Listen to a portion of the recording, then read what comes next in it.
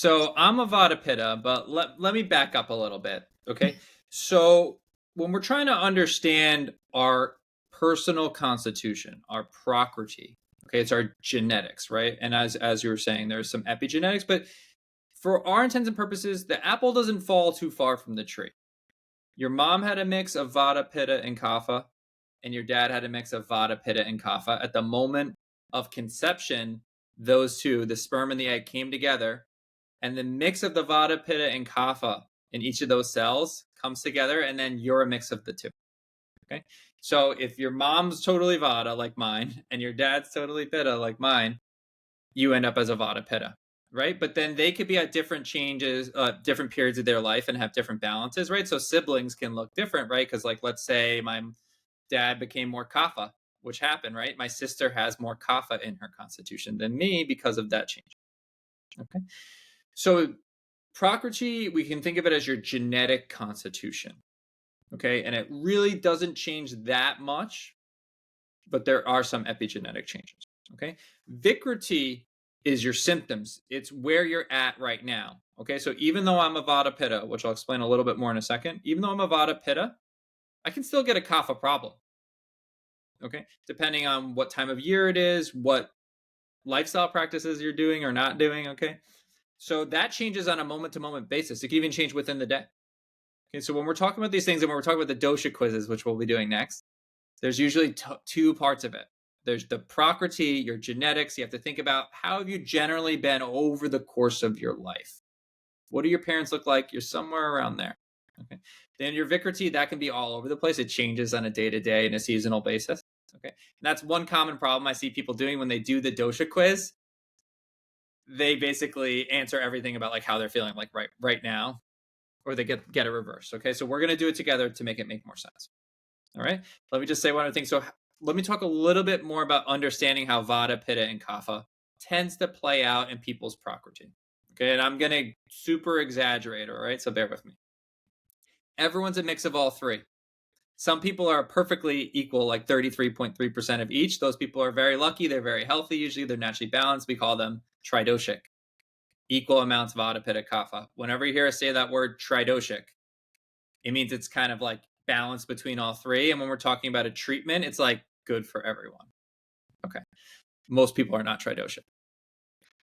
I generally see a lot of people that fall like purely into one, like so strongly into one, and that makes things really easy for treatment. Okay. And then a little bit less so common, I see just people that are like very clearly a mix of two and like almost none of the other one. Okay. So in this extreme example, the perfectly Vata person, the person that's like almost completely Vata, they say tends to look like Sarah Jessica Parker from Sex and the City. They tend to be really skinny, really lanky. They have long, skinny fingers with brittle nails, dry skin, and dry hair. Although they're really skinny, they tend to have a weak digestion. They have a tendency towards gas, bloating, and constipation. Other ways that Vata shows up in the body is neck and back pain and tension, anxiety, and insomnia. So these are really common symptoms, right? Everyone in New York has a Vata disturbance at a baseline, right? New York's the city that never sleeps. Everything's moving all the time. We live up in apartments, up in the air. We never take our shoes off and put our feet in the soil. We don't spend time in nature. We don't meditate. We don't do anything right. Okay. So modern life really messes with Vata. And that's why we have so many Vata problems nowadays. Okay. So you can think of it like the too much stress, that overactive fight or flight response that's tired and we're all tired and wired. That's because there's extreme Vata disturbance. Okay. So that's Vata. Okay. And if someone's a very Vata constitution, they're more likely to get those Vata problems. But everyone can get Vata problems if you follow the modern lifestyle. Okay. Next is Pitta, the purely Pitta person, the like cartoonish exaggeration Pitta person, right? They're super fiery. They say Steve Jobs was an example. They tend to make good leaders. They have good eyesight. They see through problems. They tend to be very analytical, but they can be too much. They can kind of be overly perfectionistic, overly competitive. They can be almost cynical, judgmental. They can be very hot. They can be a hothead. They have a temper. Pitta governs digestion. People with a lot of Pitta tend to have an iron stomach. They can like eat what they want and get away with it. but their digestion can be so strong that it boils over. And now they have heartburn or inflammatory conditions. Inflammation is a flame in the body. Okay. So for Pitta, I tend to think of like a medium build, athletic person who's a good leader that needs to like chill out. Okay. Last is Kapha. Kapha is an earth element. It gives structure and solidity to the body. Okay. People with a lot of Kapha tend to be very calm, very loving, very consistent, very gentle. They're very loyal. They keep a routine very easily. Vata people are erratic. They're all over the place. They want to go bungee jumping and skydiving. They can't keep a routine. Kapha people, they eat their breakfast at like 6:32 a.m. every day. Okay, they're very consistent. Okay. Kapha people tend to have a very sluggish metabolism. So they're the person on Thanksgiving who just like looks at the turkey and they gain weight. So they just have a very slow metabolism. So they need to be very careful with what they eat because they hang on to excess weight and excess water very easily. Okay. So Kapha, I tend to think of someone who can have a larger frame, a more sluggish digestion, who's very consistent, calm, loving, gentle, compassionate, and who's very stable. Okay. So that's how I would explain Vata, Pitta, and Kapha. Okay. And the last thing I'll say is that my mom is like super Vata, super skinny, dark hair, dark eyes, talks really fast, loves to run, always on the move, dry hair, dry skin, tends to be constipated. Vata. I have a lot of those attributes. Right. I have dry skin. My hair actually used to be red. It was more red, and now it turned darker. Okay. My skin used to be more combo. Now it's drier. And I used to have a pretty strong digestion. Now it's like more towards constipation, gas, bloating. So I have all those Vata. My dad's super Pitta. He is very competitive. He has like an infinite appetite. He has red hair, red skin, gets flushed, competitive, athletic. So I'm a mix of those two things. I don't really have much Kapha in my constitution. I really do not relate to Kapha. I don't really feel, I'm glad I chose medicine, but like I don't feel like super like gentle and compassionate, all the time. So it's very hard for me to keep a routine. My sleep very easily gets erratic.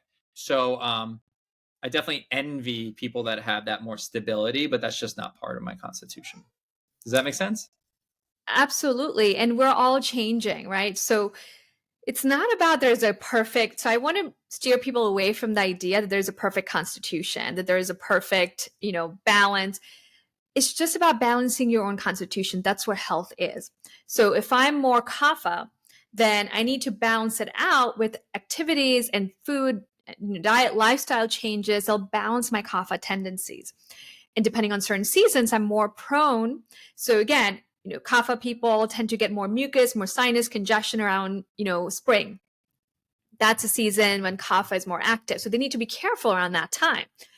Vata people, cold, dry, fall, winter, that's when they feel a little bit more like more constipation, more insomnia, dry skin, dry hair. So they need to take extra precautions.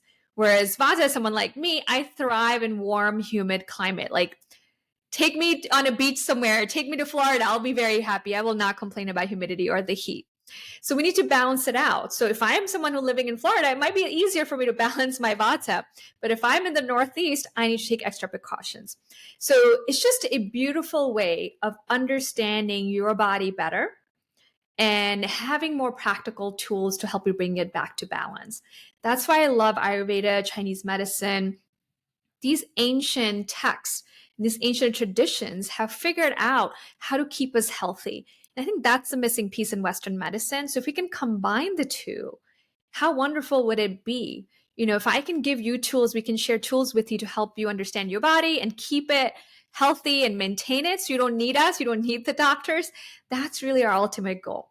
So now that you heard about all these wonderful things about doshas, I'm sure you're dying to know what your dosha is.